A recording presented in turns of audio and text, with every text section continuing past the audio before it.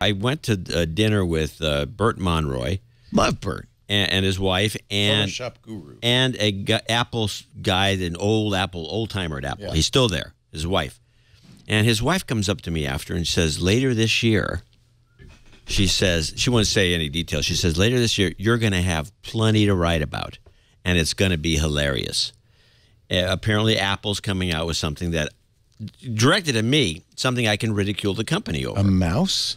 Yeah, it could be. And what would you ridicule? What would it be? Let's figure out what this is what I'm saying. And so what could it be? I just took it lightly, and then her husband came out, the guy who works at Apple, and she says, I told John about the things coming out later this year and how ridiculous they are. And he goes, oh, and he rolled his eyes, and that was the end of this little back and forth. So I don't know. I mean, what could it be? Be something that would ring your chimes. It was something that I can go, ho, crazy. I think speech might well be it. Talking to your TV. Why would that be? Everybody does that, though. I don't see that being a... I don't know what it could possibly be, unless they came up with a car that runs backwards or something. Well, apparently they're all in on automated self-driving vehicles. In fact, they just hired away one of Tesla's hotshot engineers at Apple. I just thought I'd throw that out. Consumer electronics company Apple, according to some Reuters, I've heard of them, has hired a senior engineer from electronic car maker Tesla, according to a LinkedIn posting. That's part of, you got to scan those LinkedIn postings with an eagle eye looking for this stuff. Half of 9 to 5 Max scoops come from LinkedIn. LinkedIn is a valuable resource for intelligence gathering. Jamie Carlson, on his profile, changed his current employer from Tesla to Apple. At least 6 others with experience developing self-driving technology and systems have joined Apple. That confirms what was strongly rumored, is that Apple is working on this. Apple's probably working on 100 different technologies. Doesn't mean they'll all come to market. Would you buy an Apple self-driving car? An Apple car? Well, it just doesn't sound cool. Doesn't sound that you wouldn't mock, would you? Maybe. I think we have to distinguish between a fully 100% self-driving car and the kinds of features that are going to be very popular that are taken from that technology. I mean, if you talk to people, there's a lot of stats to suggest that self-driving cars would save a lot of lives. In fact, one I read is that if widely implemented, it would save more American lives than curing AIDS, stopping murder, and eliminating war combined. Well, 35,000 people a year. It used to be 44,000 a year were killed on the roads, and not to mention people that are injured. And that number, the 44,000 number, is actually maybe we might hit it this year because for some unknown reason we're having a lot of accidents. Nobody wears helmets in their car anymore. Right. That's just shocking. The helmet thing. Do you remember when the Highway Patrol used to wear helmets in their cruisers? No, really? Yes, they used to wear a big blue helmet. That probably saved many a life. The irony of autonomous vehicles is it might save 44,000 lives, but one person gets killed by a self-driving car. It's all over. Yeah, it's going to be funny. It's all over. A robot car kills one person. Yeah, it's going to be a problem when the one person is killed. Bucky Fuller, remember Bucky? With his Dymaxion car. It was a tear-shaped car. It was the first car to be truly aerodynamic. It was built like an airplane. With the aerodynamics, and it was all riveted. But it had like 3 wheels, and the driver... It was a 3-wheeler. The wheel in the back controlled the steering. It was crazy. You could turn around on a dime. You could turn on a dime. Very funny-looking car. Might have done well. I mean, maybe because it was funny-looking, it didn't... It was very funny. No one would buy one anyway. But the reason it's often given, this is the early 30s, the reason it's often given is that the driver, one of the drivers was killed. In a collision. It held 11 passengers. Yeah, it was like a little bus. Traveling at up to 90... And you can turn on a dime, literally turn on a spot. 90 miles an hour, 30 miles per gallon. I mean, this thing should have been... Well, take a look at it. Look at it. It's like a rolling blimp. I want it. I would really like one. I want one. Somebody should make them again. All investment stopped when one of the drivers was killed in a collision. Yeah, they needed seatbelts back then. Look at this. They're testing the wheels of car number 2 for strength and load distribution. I think this looks pretty sweet. Are any of these prototypes in museums anywhere? I'd love to go see one of these. I don't know. Wouldn't it be cool? That would be very cool. The chat room guy's got to write pickle car. Apparently, there's a car at the National Auto Museum in Reno with an unfinished interior. So here's here's the interior. Here's what it would have looked like. It was like crazy. It was like a blimp. It was a dirigible on the ground. On the ground, a rolling dirigible. Anyway, the point being, this might have been brilliant technology. It certainly solved a lot of problems, but because one accident, that's it, gone. Well, we'll be in this transition period where when you start having autonomous cars, where you'll have a blend of humans and a blend of autonomous cars, and that may that's the worst. That is the worst. That's going to be a problem. That's like when it's safe. Yeah. That's like when Sweden, they used to have left hand. They used to be on the wrong side of the road, and they switched to the other side. And what? Yeah, they used That's a recipe for disaster. Well, that was pick a side and stick with it. This was the side that back when they used to be like the English. Now they're like the Americans. And apparently, what they did was they phased it in, so they had for 1 week. And it's just a joke, Leo. It's just a joke. Oh, you made that up? Yeah. It's a joke they tell in Sweden.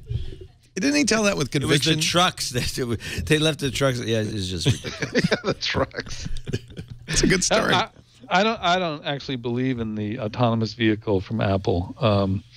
I think they will add features that are autonomous-like, but I think there's too much resistance from Americans. Everybody loves their car. Yeah. Well, they love driving. They love to be in control of it. What if you could save $1,000 on insurance? I'm not going to argue the point that you're not alone with your thinking, but if you talk to the millennials, they have no interest in driving. They all use Uber, and they just use Uber. It's actually both ends of the bell curve. Us old folks don't want to drive anymore. I love driving. Really? Yeah. I should say us. I'm old. You're a young man in heart. Yeah, sure. You like to drive? Yeah, sure. Why wouldn't I like to drive? Oh, God. But you never. Did you ever have a bad commute? You never did. You didn't have to go somewhere anywhere. Yeah, to Petaluma to do this show. It's an excuse to put your pants on once a week. I got to get those pants on once in a while. But for anybody who commuted, I commuted 2 to 3 hours a day. Oh, that's when you were working for 13 years. When I was working at Tech TV, I'd drive down. I would be gladly I'll be the old man in the passenger seat while my wife's driving, waving. But that's because you made yourself miserable for a very long time with a very boring drive. It was horrible. If I was going to Los Angeles a couple times a week, I'd feel the same way. Yeah. Well, on the 5. Well, how about you? I bet you, Dwight, you do some commuting in Houston. No, actually, I live about 5 minutes away from the mighty Houston. Anybody's smart. But I have lived. When I was covering Compact, I lived out by Compact, which is about 15 miles from the center of town, and I would drive into work. So I did have that commute. But I actually like a commute because it gives you time to think. And listen to great podcasts and audiobooks. And so I actually didn't mind having a commute, except when I was driving a standard Mustang, and then it was a real pain in the butt. Most No Agenda listeners are commuters. Yeah, but almost all of our listeners are probably listening right now in the car commuting. Yeah. I think if you have autonomous cars, at least initially, because Americans do love to drive, and not everybody lives in a city and has a commute. I think that you'll be able to take them over and continue to do them. And I like what Philip is saying in that. A lot of times rumors make Apple going all in on something, and then they come at it kind of from a different point of view. The TV, I think, is the best thing. There were all the rumors that Apple was going to do an actual television set, and they never have and probably never will. And I think what they'll do is they'll look at ways to make driving more pleasant, or to make the controls of it more Apple-like. That seems unlikely, though. Why would Ford go to Apple for the self-driving? If it's so good, Ford hates the idea and better than what they can do, right? If it's better than what Ford can do, and it'll sell cars, Ford would be smart. You'd have to convince the auto manufacturers that software better. But I think auto manufacturers are very reluctant to do this. They don't want. They already got burned by Microsoft. Yeah, Microsoft Car. Sync. I think it's one thing to have an entertainment system in there. I mean, after all, they use QNX now and Android cars. But another thing entirely for some third party to do the drivetrain, to do the drive electronics. I think that scares an auto manufacturer. I think that no auto manufacturer wants to cede that responsibility to a third party. I would guess. I mean, I think it'd be hard for a hard sell for Apple.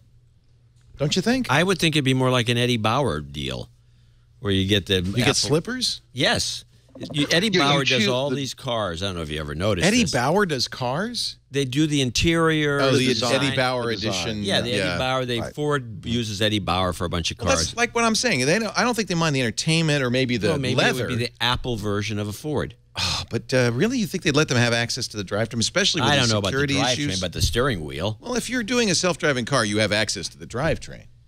No, I just think I don't know that he's going to do a self-driving car. It may not be a I'm kind of with Philip on this. You can't really do any of this. I mean, even the self-parking, you need access to the accelerator, the brake, the gear shift, the clutch, the steering wheel, all of that stuff.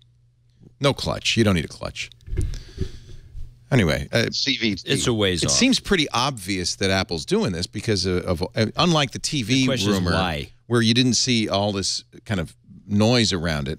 You're seeing a lot of noise around this Apple car thing. Yeah, I think the reason why is because Johnny Ive is interested. Right. That's probably right.